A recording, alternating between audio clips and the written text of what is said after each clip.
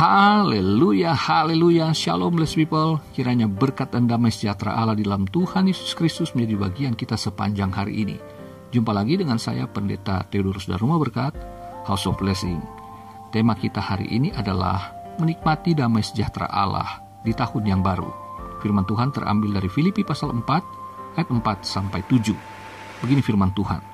Bersukacitalah senantiasa dalam Tuhan. Sekali lagi kukatakan, bersukacitalah. Hendaklah kebaikan hatimu diketahui semua orang. Tuhan sudah dekat. Janganlah hendaknya kamu khawatir tentang apapun juga, tetapi nyatakanlah dalam segala hal keinginanmu kepada Allah dalam doa dan permohonan dengan ucapan syukur. Damai sejahtera Allah yang melampaui segala akal akan memelihara hati dan pikiranmu dalam Kristus Yesus. Blessed people, saudara terkasih dalam Tuhan, sebentar lagi kita akan meninggalkan tahun 2022. Hari ini saya sampaikan pada tanggal 30 Desember tahun 2022. Berarti tinggal 2 hari lagi 2023 akan kita masuki. Saudaraku, ada banyak pesan WA ya, maupun video-video yang masuk di grup WA maupun japri kepada saya.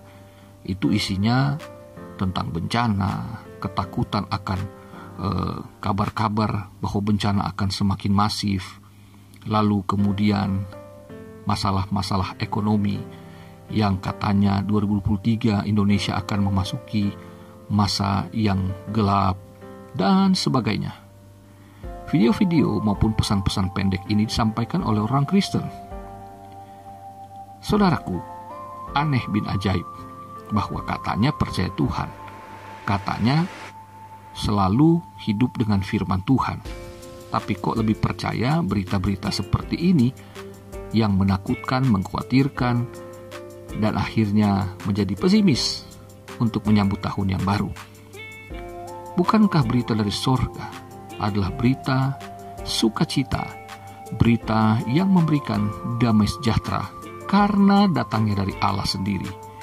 Saudaraku, 3 hal penting yang menjadi renungan kita di tahun 2022 supaya kita dapat menikmati damai sejahtera Allah di tahun yang baru. Ada 3 poin yang saya sampaikan ini. Yang pertama, kita harus bersukacita mengingat kasih karunia Tuhan di tahun sebelumnya yang telah kita lewati. Nah, ini dapat kita baca di ayat yang keempat. Bersukacitalah senantiasa dalam Tuhan. Sekali lagi kukatakan, bersukacitalah.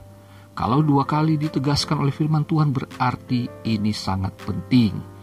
Jadi saudaraku, bahwa penting bagi kita untuk tetap bersukacita sebagaimana di tahun 2022 kita tetap bersukacita, bahkan lebih lagi. Tahun 2022 rasanya banyak masalah juga, gimana bersukacita? Saudaraku, bersukacita itu salah satu tindakan iman. Emangnya saya gak punya masalah juga? Punya dong. Tapi karena firman Allah yang memerintahkan saya harus bersukacita, maka Roh Kudus memberikan kemampuan saya untuk bersukacita. Karena saya percaya bahwa apa yang Tuhan katakan itu pasti punya kuasa. Firman Tuhan punya kuasa. Saya yang tidak bersukacita tadinya galau, ya banyak pikiran juga, tetapi ketika saya mempercayai apa yang Tuhan katakan, maka itu pasti mungkin. Dan ketika saya bertindak, maka benar sukacita itu datang kepada saya. Nah, saudaraku yang terkasih, kita bersukacita karena sesungguhnya apa yang diprediksi itu tidak seberat yang telah kita alami 2 tahun lebih, yaitu pandemi COVID-19, bukan? Kalau sekarang prediksinya hanya akan mengenai sebagian negara yang akan kena dampak ya dari berbagai prediksi tersebut, bukankah pandemi COVID-19 menghancurkan seluruh dunia dari berbagai aspek?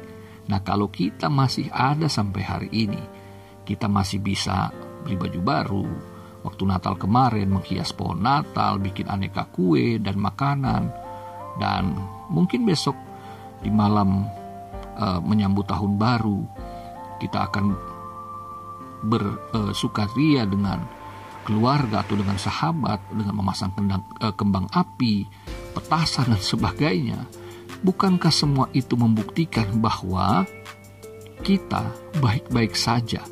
Tuhan telah menolong kita. Maka ada alasan lagi bahwa kita tidak dapat bersukacita. Nah, bersukacita ya. Sekali lagi bersukacita. Haleluya. Yang kedua, kita harus tetap berbuat baik kepada semua orang, meskipun keadaan kita tidak baik-baik saja di tahun sebelumnya atau di tahun 2022 ya. Jadi di tahun 2023 kita tetap harus berbuat baik, karena ayat 5 mengatakan, hendaklah kebaikan hatimu diketahui semua orang. Jadi perbuatan baik itu bukan karena kita baik-baik aja, karena segala sesuatunya sudah pulih pasca COVID-19, tidak. Tapi sekali lagi, sebagaimana bersukacitalah tindakan iman, maka berbuat baik di masa yang tidak baik, itu juga tindakan iman. Amin, saudara. Maka kita pasti dimampukan untuk dapat melakukannya. Ya, tidak dalam keadaan baik, bahkan tidak kepada orang yang tidak baik, tidak kita bantu, tidak kita berbuat baik. Dia kan gak baik sama saya, Pak Pendeta. Oh, Alkitab menyuruh kepada semua orang. Jadi, dia gak baik sama saya pun, saya akan tetap berbuat baik kepada dia. Amin, haleluya. Karena Tuhan Yesus mengasihi saya di 2022, dia juga tetap baik kepada saya di tahun 2023. Maka saya tidak juga punya alasan untuk tidak berbuat baik kepada orang lain. Yang ketiga, kita harus lebih banyak berdoa, bersyafaat, dan bersyukur daripada mengkhawatirkan diri kita lebih dibanding tahun sebelumnya. Nah, di ayat ke-6 dikatakan, janganlah hendaknya kamu khawatir tentang apapun juga, ya. Tetapi nyatakanlah, daripada khawatir, mendingan ngomong sama Tuhan segala keinginan kita dalam doa, permohonan, dan ucapan syukur. Nah, jadi saudaraku, kita sudah mengalami masa yang sukar kemarin. Yang ngapain diingat-ingat lagi? Karena kata Tuhan Yesus, kesusahan sehari cukuplah untuk sehari.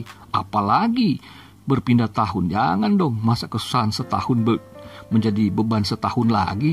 Udah cukup lah. Kita percaya bahwa kita masih ada di tahun 2022, masuk 2023.